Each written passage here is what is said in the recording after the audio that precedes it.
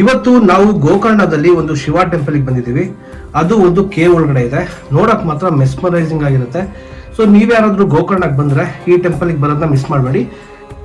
ಈ ಗುಹೆ ಗೋಕರ್ಣದ ಮಹಾಬಲೇಶ್ವರ ದೇವಸ್ಥಾನದ ಹತ್ರ ಇರೋ ಗಣಪತಿ ದೇವಸ್ಥಾನದ ಪಕ್ಕದ ರೋಡಲ್ಲಿ ಒಂದು ಚಿಕ್ಕ ಗಲ್ಲಿ ಇದೆ. ಸೊ ಆ ಗಲ್ಲಿ ಮುಖಾಂತರ ನಾವು ಪಾಸ್ ಆದರೆ 1.5 ಕಿಲೋಮೀಟರ್ ಒಂದು ಬೈಕಲ್ಲಿ ರೈಡ್ ಮಾಡಿದ್ರೆ ಈ ಕೇವ್ ಇರೋ ಜಾಗ ಸಿಗುತ್ತೆ.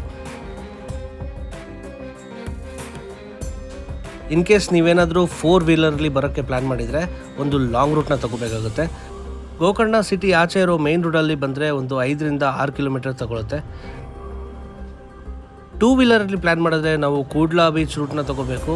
4 ವೀಲರಲ್ಲಿ ಬಂದರೆ ನಾವು ಓಮ್ ಬೀಚ್ ರೂಟ್ನ ತಗೋಬೇಕು. ಸೊ ವೆಹಿಕಲ್ನ ದೇವಸ್ಥಾನದ ಹತ್ರನೇ ಪಾರ್ಕ್ ಮಾಡಿ ನಾವು ಒಂದು ಸ್ವಲ್ಪ ದೂರ ಟ್ರಕ್ ಮಾಡಬೇಕಾಗುತ್ತೆ. ಒಂದು 200 ಮೀಟರ್ಸ್ ಟ್ರಕ್ ಮಾಡಿದ್ಮೇಲೆ ಅಲ್ಲಿ ಏನೂ ಕಾಣೋದಿಲ್ಲ. ಆ್ಯಕ್ಚುಲಿ ನಾವು ಕ್ಲೀನಾಗಿ ಅಬ್ಸರ್ವ್ ಮಾಡಿದ್ರೆ ಗೊತ್ತಾಗುತ್ತೆ. ಅಲ್ಲೊಂದು ಚಿಕ್ಕದಾಗಿ ಒಂದು ಕೇವ್ ಇರುತ್ತೆ. ಗೋಕರ್ಣ ಬೀಚ್ ಲೈಫ್ಗೆ ಎಷ್ಟು ಫೇಮಸ್ಸೋ ಅಷ್ಟೇ ಟೆಂಪಲ್ಗಳಿಗೂ ಕೂಡ ಫೇಮಸ್ಸು. ಆದರೆ ಈ ಥರ ಒಂದು ಜಾಗದಲ್ಲಿ ಈ ಥರ ಒಂದು ಗುಹೆಯಲ್ಲಿ ಶಿವನ ದೇವಸ್ಥಾನ ಇದೆ ಅಂತ ಯಾರಿಗೂ ಕೂಡ ಗೊತ್ತಿಲ್ಲ. ತುಂಬ ಕಡಿಮೆ ಜನ ಈ ಜಾಗಕ್ಕೆ ಬರ್ತಾರೆ.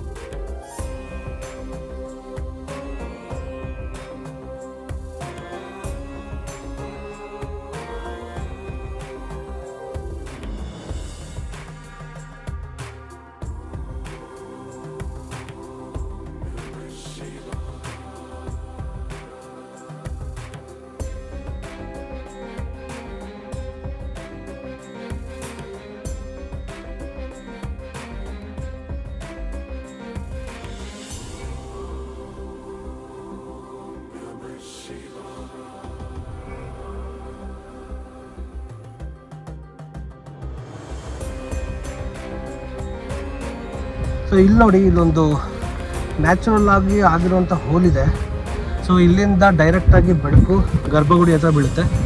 ವೀಕ್ಷಕರೇ, ಇದಕ್ಕೆ ಒಂದು ವಿಶೇಷತೆ ಇದೆ. ಇಲ್ಲಿ ಗೋಕರ್ಣದಲ್ಲಿ ಶಿವ ಪ್ರತ್ಯಕ್ಷ ಆದಾಗ ಪಾತಾಳ ಲೋಕದಿಂದ ಬಂದಿದ್ದಾರೆ ಅಂತ ಹೇಳಿ ಈ ಗುಹೆಗೆ ಒಂದು ಹಿಸ್ಟ್ರಿ ಇದೆ. ಸೊ ಈ ಗುಹೆಲೇ ಇನ್ನೊಂದು ಗುಹೆ ಇದೆ, ಅದ್ರ ಮುಖಾಂತರ ಕಾಶಿವರೆಗೂ ಹೋಗುತ್ತೆ ಅಂತಲೂ ಹೇಳೋ ಒಂದು ವಿಷಯ ಕೇಳ್ಪಟ್ವಿ.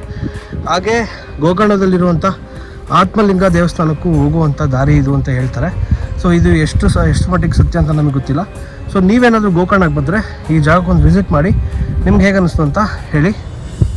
ಹರ ಹರ ಮಹಾದೇವ್. ಹರ ಹರ ಮಹಾದೇವ್.